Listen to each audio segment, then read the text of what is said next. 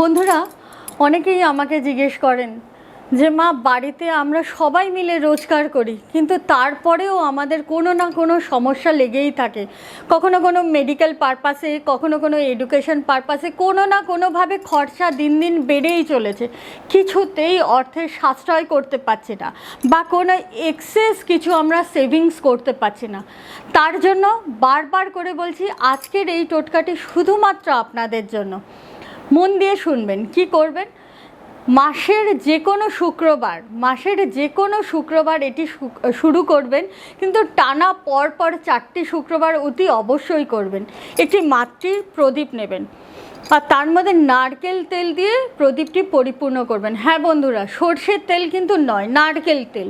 আর তার মধ্যে সামান্য পরিমাণ এইভাবে 3 আঙ্গুলে তুলে আপনি অর্ঘ্য দেবেন। কি দেবেন? গোবিন্দভোগ চাল দিয়ে অর্ঘ্য দেবেন। আর তার মধ্যে একটু হলুদ গুঁড়ো দিয়ে ভালো করে মিশিয়ে একটি কাপড়ের দিয়ে সলতে বানিয়ে তুলসী গাছের তলায় আপনি ওটাকে শুক্রবার দিন সন্ধেবেলায় জ্বালিয়ে দেবেন। পরপর 3টি শুক্রবার করার পর ধীরে ধীরে দেখবেন আপনাদের বাড়িতে সমস্ত অর্থ কষ্ট থেকে মুক্তি পাচ্ছেন।